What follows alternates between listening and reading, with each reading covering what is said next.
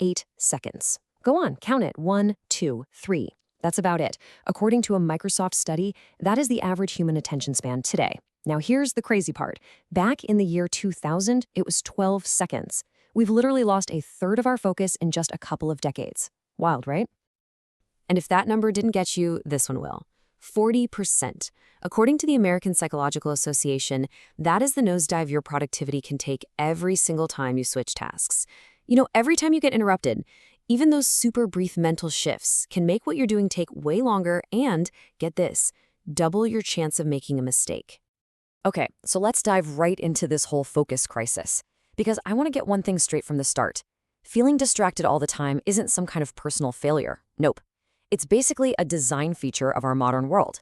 But here's the good news, the really good news. Focus is a skill. It's a muscle, and you can train it. So in this explainer, we're going to break down exactly how you can reclaim your attention. First up, you've got to know your enemy, right? And today, the enemy is everywhere. We're living in this world of constant digital pings, dings, and buzzes. We've got endless notifications and this unspoken pressure to be juggling a million things at once. All of that creates this state of continuous brain overload, making that deep, quiet focus feel pretty much impossible. And this all boils down to a scientific concept called task switching costs. Just think of it like this. Every single time you check a text or flip over to another browser tab, your brain pays a little tax. It's not a seamless jump. Your brain loses time and, more importantly, energy trying to refocus. It's exactly why you can have a busy day of multitasking and end up totally exhausted but feel like you got nothing important done. And these little attention thieves are everywhere, hiding in plain sight.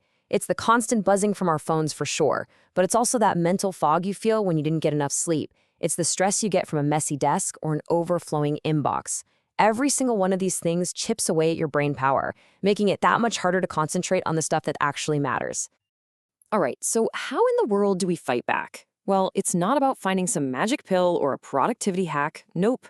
True, lasting focus is a system. It's something you build from the inside out, starting with your own body, your own biology. And we have to start with the absolute 100% non-negotiable, sleep. Seriously, sleep is when your brain hits the reset button. That 7 to 9 hour goal, that's not a luxury, my friends. It's the bedrock of your attention. Studies show that even just one night of bad sleep can actually slow down the communication between your brain cells. And next up, you gotta fuel your brain with the right stuff. You wouldn't put cheap, junky gas in a sports car, right? So don't do it to your brain. It's all about avoiding those nasty sugar crashes by eating balanced meals with good protein and healthy fats. Oh, and drink water. Being even a little dehydrated can literally shrink your brain and tank your attention span. And listen, you don't need to go run a marathon. We're talking about just moving your body. Even a short, brisk walk can do wonders. Getting your blood pumping boosts circulation to the brain, which sharpens your thinking and gives you this amazing hit of mental clarity. It is one of the fastest ways to refresh your focus, period. Okay, so once your internal foundation is solid, you're sleeping, eating well, moving a bit, it is time to look outward. We've got to start designing our physical and digital spaces so they actually help us focus, instead of sabotaging us before we even begin.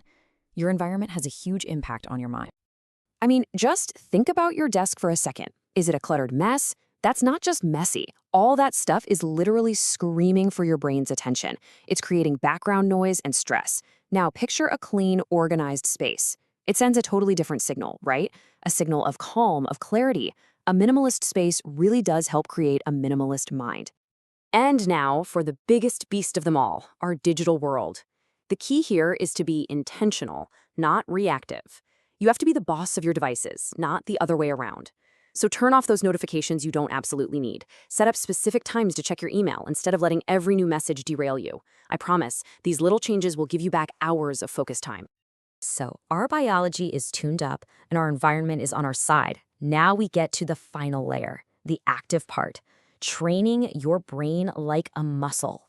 These are the actual exercises and techniques you can use to build up your mental fitness and your capacity for deep, sustained focus. And right here, we are going to bust one of the biggest myths of our time, multitasking. We wear it like a badge of honor, but the science is crystal clear. It's a disaster for productivity. It makes you less efficient, you make way more mistakes, and it kills your creativity. Single tasking isn't about doing less. It's about doing one thing so much better, faster, and with way higher quality. So how do you actually practice single tasking? A fantastic way to start is with the Pomodoro technique. It could not be simpler. You pick one single task. You set a timer for 25 minutes, and for those 25 minutes, that is all you do. No interruptions. Then you take a quick 5-minute break. This trains your brain to work in these powerful focused sprints. But, what happens when a distraction does break through? You need a mental brake pedal, and that's the ABC technique. First, A, become aware that you've been distracted. Just notice it. Then, B, take a deep breath. This creates a tiny bit of space. And finally, C, you choose how to respond. Do you deal with it now, or do you let it go and get back to your work?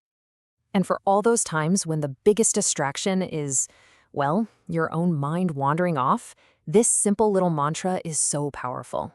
When you notice your thoughts have drifted, just gently, without any judgment, guide them back by telling yourself, be here now. It's a simple command to bring your focus right back to this moment and this task. So what's the big takeaway here? Reclaiming your focus isn't about willpower or just trying harder. It's about building a better system, a whole ecosystem for your attention. You start with your biology, you engineer your environment, and you actively train your brain. It all works together. So that leaves us with just one final question to get you started on this journey. What is the one distraction you are going to eliminate today?